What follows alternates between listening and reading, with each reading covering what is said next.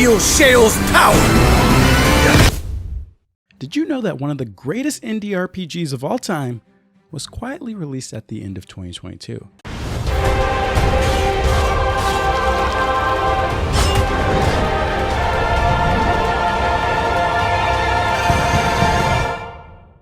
The game is called Chained Echoes, and it's an absolute travesty that this game wasn't talked about more.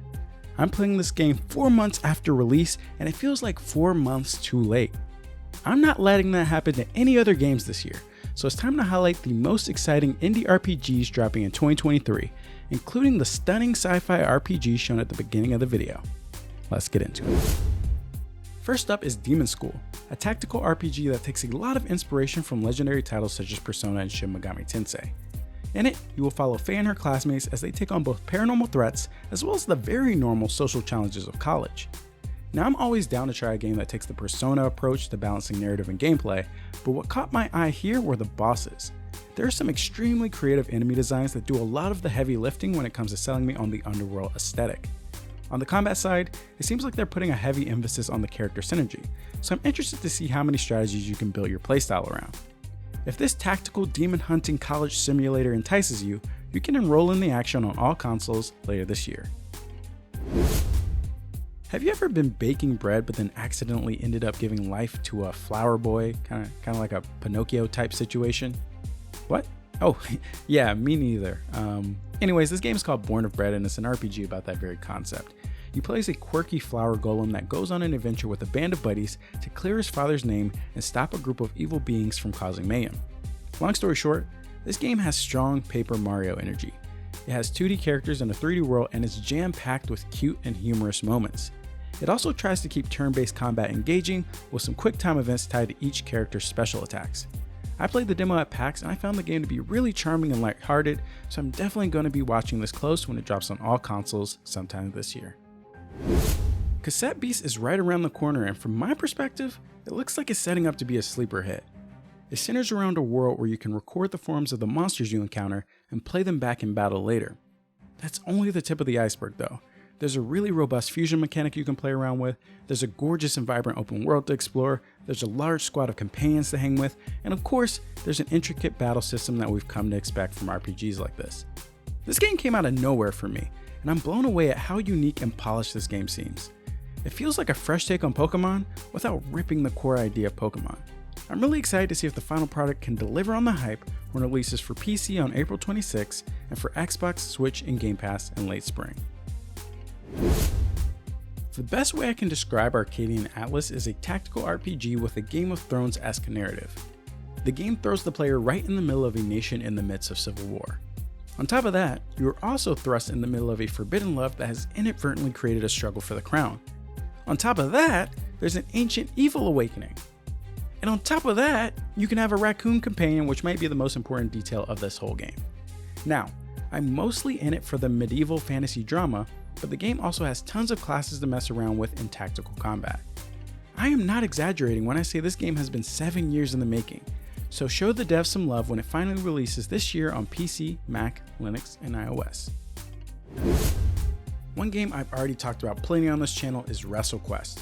It's a full-fledged 40+ hour RPG set in a toy wrestling world. The game pays homage to tons of iconic wrestlers and wrestling moments while adding a special layer of humor on top of it all. Now, I've gotten a chance to play the demo for this game multiple times, and I've loved it every time. It checks all the right boxes. The visuals are surprisingly good, the characters are funny, there's tons of location variety, and the combat is fun. At this point, I'm just ready for it to release on all consoles later this year, so join the wait and wishlist it right now. We got more RPGs to dive into, but first, don't forget to subscribe and like the video so I can make sure you stay up to date on the most exciting indie games being released each year. For our next game, we're jumping into a time machine and going back a few decades. Alterium Shift is a game inspired by the OG retro JRPGs that made the genre popular. The game features 3 unique characters to choose from, all with personalized storylines that ultimately become intertwined. I'm a big fan of the modern reminders of the past, so I'm really digging the retro-influenced HD graphics and old-school combat being shown off here. Also, there's fishing, so do I even need to say more?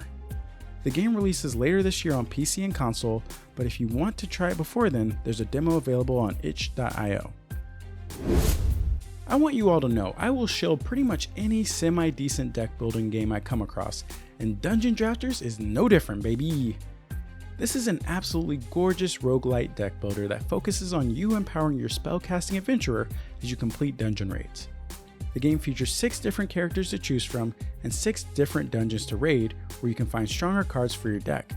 From what I can tell, and I'm just being honest here, the story seems almost non-existent, but the visual and tactical gameplay aspects are poised to create a dangerously addicting gameplay loop. Let this be the start of your deck builder obsession when it drops on PC and Switch later this year. Have you ever played a game so good that you just had to play it again and to play it again and to play it again and to play it up? Wait, what's going on here? That's what the main character Siffrin is asking in the upcoming Time Loop RPG in Stars in Time. You'll use knowledge gained in each loop as your superpower as you and your team of friends save the world through, get this, turn-based rock, paper, scissors combat. And the game doesn't stop there. As you can see, the game's most eye-catching quality is its cartoonish black and white art style, but it's also gearing up to tell an endearing and humorous story that is immediately giving shades of Undertale. This game is right up my alley. It feels completely different than anything else coming out right now, and I can immediately see the fun oozing out of this game. Probably shouldn't have used the word oozing, but anyways, check out In Stars in Time when it releases later this year on Switch and PC. Every year I'm reminded how far modern indie RPGs have come, and Sacrifier is a prime example of this. It's a story about a soldier trying to move up in the ranks of his church, but gets caught in an epic and dangerous struggle in the process. This is a game that merges fantasy and sci-fi to create a beautiful world that serves as the bones of this adventure. It features an absolutely dazzling combat system that honestly starts to remind me of, don't get mad at me for saying this, games like Final Fantasy VII Remake. There seems to be a ton of detail put into the characters and different settings, and I really hope the story benefits from that. This game seems to be punching well above its weight in almost every aspect, so I'm more than ready to check it out when it releases on all platforms later this year. Last but not least, we have Sea of Stars. I know I've already talked this game to death on this channel, but come on, let's be real, it's for a good reason. It's one of the most beautiful pixel art games I've ever seen, period. The music is incredible, and the gameplay looks chef's kiss. I'm gonna be honest, I didn't even play the most recent demo because I didn't want to spoil the full experience for myself later this year. Now, if you've somehow missed it, Sea of Stars follows 2 children who will harness the power of the sun and the moon to take down an evil necromancer. The game features 6 playable characters, classic RPG combat with a modern coat of paint, and of course, fishing. This is without a doubt my most anticipated indie game of the year, even over Silksong, so I can't wait to finally get my hands on it when it releases August 29th for all consoles. Well, there it is. You now have a handful of fascinating indie RPGs to sink hundreds of hours into over the course of this year. And if you enjoyed that, make sure to check out other videos on the channel like this one I put together after attending PAX East.